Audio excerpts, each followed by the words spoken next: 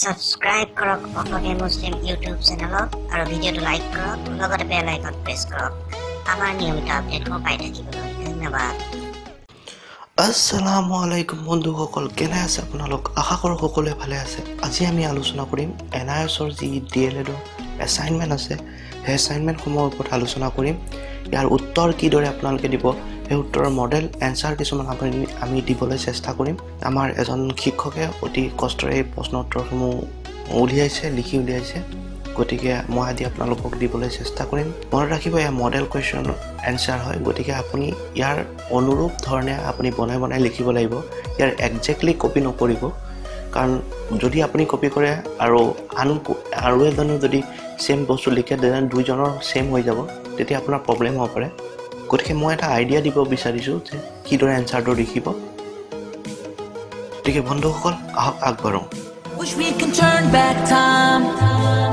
to the prophets' day when we were all just one in unity, but now we're spread out. Wish we can turn back time. বন্ধুসকল এয়া দেখিছে NIOSৰ DLED assignment আৰু তাত আপোনাৰ দুটা question আছে দুটা কোৱেশ্চনৰ প্ৰত্যেকৰে দুটাকৈ অপচন আছে অৰ্থাৎ যিকোনো এটা কৰিলে হ'ব অৰ্থাৎ আপোনাৰ মুঠ 4টা কোৱেশ্চন আছে 4টা কোৱেশ্চনৰ মাজৰ পৰা আপুনি যিকোনো দুটা কৰিব লাগিব এতিয়া দেখিবলৈ পাইছে ইয়াত প্ৰথম কোৱেশ্চনটো আছে পৰিৱৰ্তিত সমাজ আৰু শিক্ষাৰ্থীৰ প্ৰয়োজন অনুসৰি এজন শিক্ষক হিচাপে আপোনাৰ নিজৰ মাজত কেনে ধৰণৰ পৰিৱৰ্তন বিচাৰে দুটা উদাহৰণৰ সৈতে ব্যাখ্যা কৰা নাইবা আপুনি কেনে ধৰণে অনুভৱ কৰে যে বৰ্তমান সমাজত প্ৰাচীন গুৰুৰ ভূমিকা পৰিৱৰ্তিত হৈছে এজন শিক্ষক হিচাপে আপুনি প্ৰাচীন গুৰুৰ কোনটো ভূমিকা গ্ৰহণ কৰিব বিচাৰে আৰু কিয় গতিকে এই দুইটা প্ৰশ্নৰ যিকোনো এটা কৰিলে হ'ব আৰু 5 নম্বৰ থাকিব অৰ্থাৎ আপুনি মিনিমাম 500 ওয়াৰ্ডছ আপোনাৰ লাগিবই 500 ওয়াৰ্ডছৰ ভিতৰত আপুনি লিখিব লাগিব 2 নম্বৰ কোৱেশ্চন আপোনাৰ দাঁতিকাষৰীয়া কিছু বিদ্যালয় পৰ্যবেক্ষণ কৰক আৰু প্ৰাৰম্ভিক শিক্ষাৰ লগত জড়িত মূল সমস্যাৰ তালিকা প্ৰস্তুত কৰক এই সমস্যাসমূহ সমাধানৰ উপায় দিয়ক নাইবা আপোনাৰ দাঁতিকাষৰীয়া কিছু বিদ্যালয় পৰিদৰ্শন কৰক আৰু NCF 2005ৰ মুখ্য বৈশিষ্ট্যসমূহ অভিযোজন কৰাৰ উদ্দেশ্যে এটা প্ৰতিবেদন প্ৰস্তুত কৰক গতিকে বন্ধুসকল দেখিলে টোটালি 4টা কোৱেশ্চন আছে গতিকে প্ৰথম কোৱেশ্চনৰ যিকোনো এটা আৰু দ্বিতীয় কোৱেশ্চনৰ যিকোনো এটা আপুনি কৰিব লাগিব আমি প্ৰথম কোৱেশ্চনৰ প্ৰথম যেটো কোৱেশ্চন আছে তাৰ সেকেন্ড অপচনটো আমি চুজ কৰিছো এই সেকেন্ড অপচনটো আপুনি কিদৰে উত্তৰ দিব ইয়াত লিখা আছে আপুনি পঢ়িব পাৰে আপুনি কেনেধৰণে অনুভৱ কৰে যে বৰ্তমান সমাজত প্ৰাচীন গুৰুৰ ভূমিকা পৰিৱৰ্তিত হৈছে এজন শিক্ষক হিচাপে আপুনি প্ৰাচীন গুৰুৰ কোনটো ভূমিকা গ্ৰহণ কৰিব বিচাৰে আৰু কিয় উত্তৰ গুৰু শব্দটো সংস্কৃত ভাষাৰ পৰা লোৱা হৈছে গুৰু শব্দৰ গুৰ অৰ্থ হৈছে অন্ধকাৰ আৰু ৰু শব্দৰ অৰ্থ হৈছে ধ্বংস কৰা অৰ্থাৎ যিজনে জ্ঞানৰ পোহৰৰ অন্ধকাৰ দূৰ কৰে তেওঁকে গুৰু বুলি কোৱা হৈছে আমি জানো যে পৃথিৱীৰ প্ৰাচীনতম সংস্কৃতিৰ অন্যতম হৈছে ভাৰতীয় সংস্কৃতি অতি প্ৰাচীন কালৰ পৰাই ভাৰতত মাধ্যমিক আৰু উচ্চ শিক্ষাৰ স্থল আছিল ভাৰতীয় শিক্ষা সংস্কৃতিৰ উন্নয়নৰ পৰা আৰম্ভ কৰি প্ৰাচীন কালত গুৰুকালৰ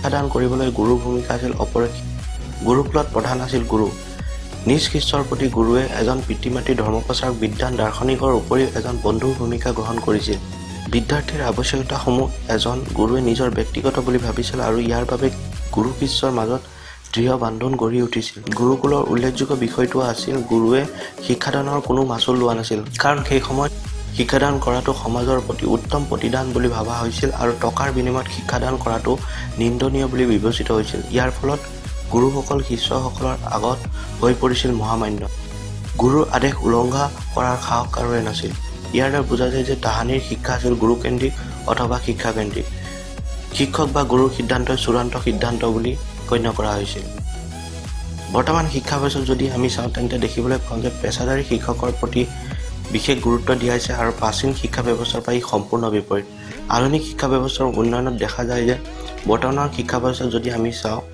তেন্তে দেখিবলৈ পাওঁ যে পেছাদাৰী শিক্ষকৰ প্ৰতি বিশেষ গুৰুত্ব দিয়া হৈছে আৰু প্ৰাচীন শিক্ষা ব্যৱস্থাৰ পৰা সম্পূৰ্ণ বিপৰীত আধুনিক শিক্ষা ব্যৱস্থাৰ উন্নয়নত দেখা যায় যে বিভিন্ন কমিটি বা কমিছনে শিক্ষকৰ দৰমহা বৃদ্ধিৰ বাবে বিশেষভাৱে উপদেশ আগবঢ়ায় কাৰণ বিভিন্ন সময়ত দেখা যায় যে সামগ্ৰিক পৰিস্থিতিৰ সাৰ্বজনীন শিক্ষাৰ প্ৰসাৰ কৰাৰ ক্ষেত্ৰত পেছাদাৰী শিক্ষকৰ ভূমিকা অপৰিসীম গতিকে বৰ্তমান শিক্ষা ব্যৱস্থাত শিশুকেন্দ্ৰিক শিক্ষাদান বাধ্যতামূলক শিশুৰ যাৱতীয় সুবিধা অসুবিধাৰ প্ৰতি লক্ষ্য ৰাখি শিক্ষকে শিক্ষাদান কৰাটো বাধ্যতামূলক যাতে শিক্ষণ প্ৰক্ৰিয়া আৰু অধিক ফলপ্ৰসূ হৈ উঠে এজন শিক্ষক হিচাপে শ্ৰেণীকোঠাত শিক্ষাদান কৰি নাইবা শিক্ষাৰ্থীসকলৰ লগত শিক্ষাদান কৰি যিখিনি অভিজ্ঞতা আছে তাৰ পৰা বুজি পাইছোঁ যে প্ৰাচীন শিক্ষা ব্যৱস্থাৰ গুৰুৰ বিভিন্ন গুণ গ্ৰহণ কৰা অতিশয় প্ৰয়োজনীয়। তাৰ ভিতৰত অন্যতম হৈছে বন্ধুসুলভ আচৰণ। ব্যক্তিগত অভিজ্ঞতাৰ পৰা ক'ব পাৰোঁ যে শিক্ষাদান কৰাৰ আগতে প্ৰতিটো শিশুৰ মানসিক আৰু পাৰিবাৰিক অৱস্থাৰ বিষয়ে জানি বুজি লোৱাটো অতিশয় প্ৰয়োজনীয়। শিশুৰ পচন্দ অপচন্দ, আগ্ৰহ অনাগ্ৰহ আৰু পাৰদৰ্শিতাৰ বিষয়ে অৱগত হৈ শিক্ষাদান কৰিলে শিক্ষণ প্ৰক্ৰিয়া ফলপ্ৰসূ হয় বুলি ভাবোঁ। আৰু এই সমূহ গুণৰ বিষয়ে অৱগত হ'বলৈ শিশুৰ সৈতে বন্ধুসুলভ আচৰণ কৰাটো প্ৰয়োজনীয়। ইয়াৰ উপৰিও প্ৰাচীন কালত গুৰুসকল শিশুসকলৰ বাবে আছিল পিতৃ মাতৃৰ স্বৰূপ। মোৰ মতে পিতৃ মাতৃসকলে যিদৰে নিজৰ সন্তানৰ আৱশ্যকতাসমূহ পূৰণ কৰে ঠিক সেইদৰে একোজন শিক্ষকে শিক্ষাৰ্থীসকলৰ যাৱতীয় আৱশ্যকতাসমূহ ব্যক্তিগতৰূপে দেখা উচিত। শিক্ষাৰ্থীসকলৰ আৱশ্যকতাসমূহ পূৰণ কৰি শিক্ষাদান কৰিলে শিক্ষাই শিশুৰ মাজত কোনো ধৰণৰ চাপ সৃষ্টি নকৰে। ইয়াৰ ফলত আনন্দদায়ক শিক্ষণ প্ৰক্ৰিয়াৰ মাজেৰে জাতি ধৰ্ম বৰ্ণ নিৰ্বিশেষে সকলোৰে কাষলৈ শিক্ষাক লৈ গৈ সাৰ্বজনীন প্ৰাথমিক শিক্ষাৰ লক্ষ্য পূৰণ কৰা সম্ভৱপৰ হৈ উঠে। গতিকে বন্ধুসকল দেখিলে এইদৰে আমি 500 ৱৰ্ডছৰ ভিতৰত এই কুৱেশ্যনটোৰ এনচাৰ লিখি উলিয়াইছিলোঁ। এতিয়া আমি ছেকেণ্ড কুৱেশ্যনটোলৈ যাম। আপোনাৰ দাঁতিকাষৰীয়া কিছু বিদ্যালয় পৰ্যবেক্ষণ কৰক আৰু প্ৰাৰম্ভিক শিক্ষাৰ লগত জড়িত মূল সমস্যাৰ তালিকা প্ৰস্তুত কৰক। এই সমস্যাসমূহ সমাধানৰ উপায় দিয়ক। উত্তৰ: পৰ্যবেক্ষণ কৰা বিদ্যালয়সমূহ আৰু প্ৰতিটো বিদ্যালয়ৰ প্ৰতিবেদন তলত দাঙি ধৰা হ'ল। এইদৰে আপুনি বিদ্যালয় যি দুখন বিদ্যালয় ভিজিট কৰিব বা তিনিখন ভিজিট কৰিব তাৰ তলত বিদ্যালয়ৰ নাম, ঠিকনা, মুঠ ছাত্ৰ ছাত্ৰী কিমান আছে, উপস্থিত ছাত্ৰ ছাত্ৰী কিমান আছে আৰু শিক্ষক কিমান আছে সেইটো আপুনি ডাটাটো কালেক্ট কৰি ল'ব। তাৰপিছত লিখিব, মই ইয়াত এটা প্ৰাথমিক বিদ্যালয়ৰ উদাহৰণ লৈছোঁ, বালিজান প্ৰাথমিক বিদ্যালয়। বালিজান প্ৰাথমিক বিদ্যালয় পৰ্যবেক্ষণৰ বাবে মই 20/11/2017 তাৰিখে বিদ্যালয়ত উপস্থিত হওঁ। বিদ্যালয় কিছু ভিতৰুৱা অঞ্চলত অৱস্থিত। পৰিলক্ষিত সমস্যা: বিদ্যালয়ত উপস্থিত হৈ গম পাওঁ যে 1/3 অনুপস্থিত। শিক্ষকসকলৰ পৰা ইয়াৰ কাৰণ জানিব বিচাৰে। তেখেতসকলে কয় যে অঞ্চলৰ অধিকাংশ বাসিন্দা দৰিদ্ৰ, গতিকে নিজ কাম কাজত সহায় কৰাৰ উদ্দেশ্যে বহু পিতৃ মাতৃয়ে নিজ সন্তানক ওচৰৰ ইটাভাটা এটাত কাম কৰিবলৈ লৈ যায়। ইয়াৰ ফলত শিশুসকল নিয়মিতভাৱে বিদ্যালয়ত উপস্থিত থাকিব নোৱাৰে। প্ৰস্তাৱিত সমাধান: বিদ্যালয়ত নিয়মিতভাৱে অনুপস্থিত প্ৰতিটো শিশুৰ নাম, ঠিকনা, পিতৃ মাতৃৰ নামৰ এখন তালিকা প্ৰস্তুত কৰা উচিত। তালিকা অনুযায়ী অভিভাৱকসকলক বিদ্যালয় পৰিচালনা সমিতিৰ মাহেকীয়া সভাত উপস্থিত থাকিবলৈ আহ্বান জনোৱা উচিত। সভাৰ জৰিয়তে তেওঁলোকক শিশুক শ্ৰম কৰোৱাটো যে অপৰাধ সেই বিষয়ে অৱগত কৰোৱা উচিত। ইয়াৰ উপৰি ভাৰতীয় সংবিধানৰ 51 নং দফা অনুসৰি প্ৰতিজন শিশুক মাক বাপেকে বিদ্যালয় পঠোৱাটো অভিভাৱকৰ মৌলিক কৰ্তব্য সেই বিষয়ে অৱগত কৰোৱা উচিত। শিশু শ্ৰম প্ৰাথমিক শিক্ষাৰ ক্ষেত্ৰত এক চিন্তাজনিত কাৰণ আৰু ইয়াক নিৰ্মূল কৰাৰ উদ্দেশ্যে ভাৰত চৰকাৰে গ্ৰহণ কৰা পৰিকল্পনা কৰা বিভিন্ন আঁচনিৰ বিষয়ে অৱগত কৰা উচিত। তাৰপিছত মই গৈছিলোঁ লক্ষীপথাৰ প্ৰাথমিক বিদ্যালয়। যোৱা 21 তাৰিখে মই লক্ষীপথাৰ প্ৰাথমিক বিদ্যালয়ত উপস্থিত হওঁ। আসনৰ উদ্দেশ্যে প্ৰধান শিক্ষকৰ আগত বক্তৃতা কৰাত তেখেতে পৰ্যাপ্ত পৰিমাণে সহায় কৰে। পৰিলক্ষিত সমস্যা: বিদ্যালয়ৰ মুঠ ছাত্ৰ ছাত্ৰীৰ সংখ্যা আছিল তেনেই নগণ্য। প্ৰধান শিক্ষকক ইয়াৰ কাৰণ জানিব বিচৰাত তেখেতে কয় যে নিকটৱৰ্তী অধিকাংশ লোকে বিদ্যালয়লৈ নিজৰ সন্তানক পঠিয়াবলৈ অনিচ্ছুক। মূল কাৰণ হৈছে অভিভাৱকসকলৰ নিৰক্ষৰতা আৰু দৰিদ্ৰতা। দিন হাজিৰা কৰা অধিকাংশ পিতৃ মাতৃয়ে তেওঁলোকৰ সন্তানসকলক ঘৰ পঢ়া দিয়া নাইবা তেওঁলোকৰ সৰু সন্তানসকলক চোৱা চিতা কৰাৰ উদ্দেশ্যে ঘৰত থৈ যায়। ফলত শিশুসকলৰ নিয়মিতভাৱে বিদ্যালয়লৈ অহা যোৱা সম্ভৱপৰ হৈ নুঠে। ইয়াৰ উপৰি নিৰক্ষৰতাৰ কাৰণে পিতৃ মাতৃৰ শিক্ষাৰ প্ৰতি থকা গুৰুত্ব বুজি পোৱা অক্ষম। ইয়াৰ ফলস্বৰূপে দিনক দিনে বিদ্যালয়ৰ পৰিত্যাগৰ সংখ্যা বৃদ্ধি পাইছে। প্ৰস্তাৱিত সমাধান: বিদ্যালয় পৰিত্যাগ কৰাটো প্ৰাথমিক শিক্ষাৰ বাবে এক উদ্যোগৰ কাৰণ। অঞ্চলৰ শিশুসকলে যাতে সাৰ্বজনীনভাৱে শিক্ষা গ্ৰহণ কৰে তাৰ বাবে অভিভাৱকসকলক আহ্বান জনোৱা উচিত আৰু বিভিন্ন কাৰ্যসূচীৰ মাধ্যমে তেওঁলোকক শিক্ষাৰ প্ৰতি সচেতনতা বৃদ্ধি কৰা উচিত।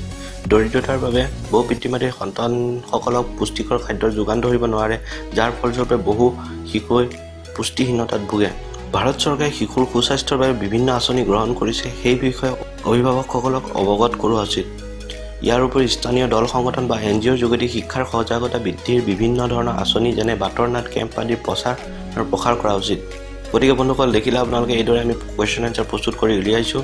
ইয়াত লিখা আছে অনুগ্ৰহ কৰি কপি বা জেৰক্স নকৰিব আৰু উচিত মূল্য দি নিম্নলিখিত স্থানৰ পৰা সংগ্ৰহ কৰিব, নহ'লে আমি এছাইনমেণ্ট 2-3 লিখিবলৈ অপৰাধ। আশা কৰোঁ আপোনালোকে আমাৰ কষ্টক সন্মান কৰিব। সংগ্ৰহৰ স্থান দিছে ডাটা1 CSC centre, Balipara, Rangapara road, Tezpur, Sonitpur, Assam. আপোনালোকে ইয়াত গৈ পেলাই আপুনি ইয়াৰ যিটো কপি সেইটো কপি সংগ্ৰহ কৰিব পাৰে। যিসকল তেজপুৰত আছে তেওঁলোকে ডাটা1 CSC চেণ্টাৰ বালিপাৰাত আহি এই কপিটো সংগ্ৰহ কৰিব পাৰে। আনহাতে যিসকলে নগাঁৱত আছে তেখেতসকলে star computer, Chalchali, Dhing road, নগাঁৱৰ পৰা ডাটাটো সংগ্ৰহ কৰিব পাৰে। লগতে এটা কথা জনাই দিওঁ যে আপোনালোকে এই এজ ইট ইজ কুৱেশ্যন এনচাৰটো কপি নকৰিব, বনাই লিখিব।